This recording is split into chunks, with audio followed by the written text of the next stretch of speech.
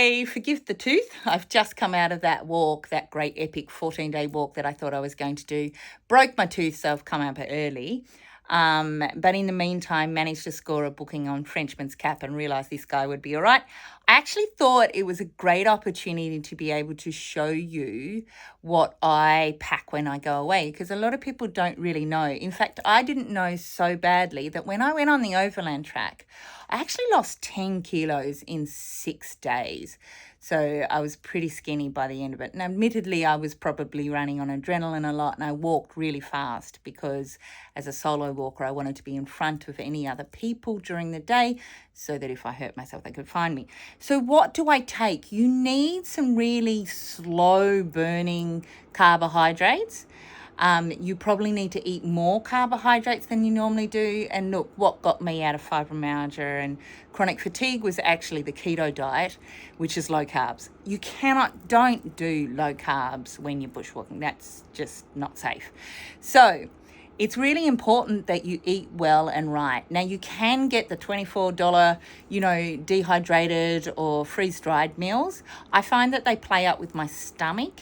And when I had a go on the South Coast track last year of making my own dehydrated food, I actually decided that that was my favourite. So I went to a lot of effort to actually do that. So we're going to run through what to pack. You always pack one extra day of food, and that's because if you get stuck in bad weather, you then got something to eat. So always at least one extra day worth of food is really, really important, or if you hurt yourself. And sometimes it can take up to 48 hours to get rescued. So you really need to keep yourself safe. You need to keep yourself fueled. Mind you, you don't generally die from lack of food for a good 3 weeks. So all you're feeling is a little hungry. Anyway, let's run through it.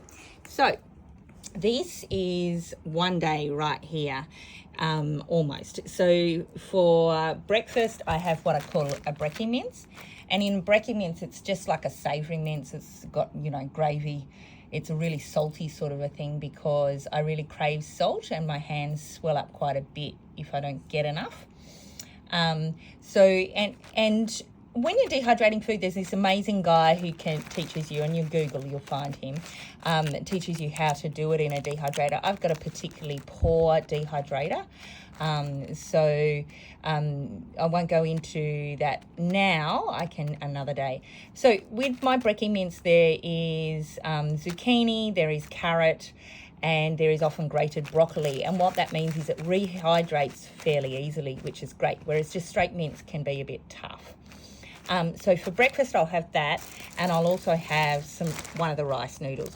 What I'll do is the night before, I will soak that. I'll put it in my little dish with some water, seal it up.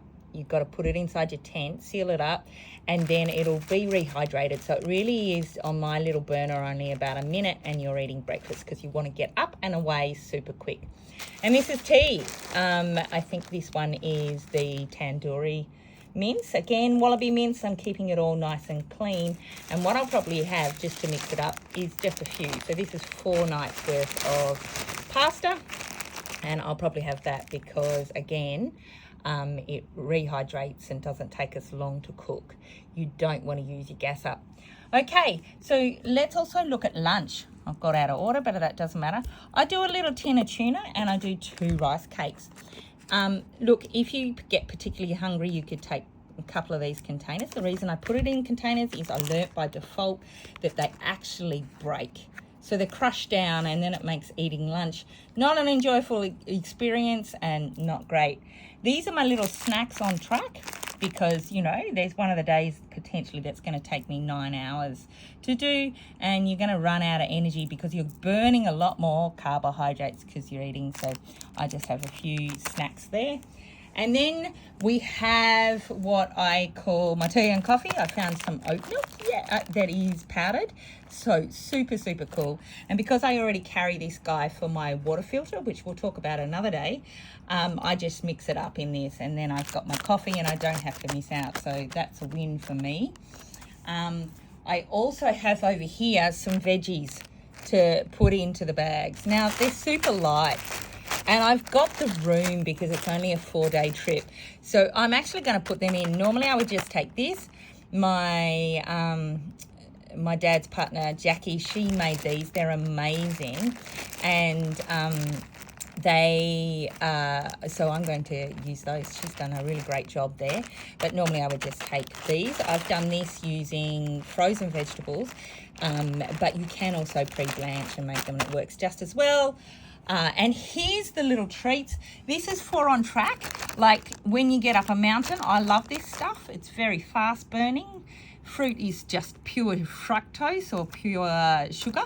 So it burns really quick, but you know, I hate mountains or big climbs, and I'll reward myself with something yummy with some fruit leather that I've made. Or yeah, one of these guys. I don't like zucchini. I don't like kiwi fruit when it's fresh. But when it's dried like this, it's really tangy and yummy. It's amazing. I get, like I said, I crave salt. So I crush down chips and I have a handful of those a day. And that's, again, my little treat. And overnight when you're in your tent, particularly gets cold and dark very early, 5:30. So this is a little treat when you're in a tent overnight as well. And so that is what I actually take on track. And it probably weighs about 3 kilos.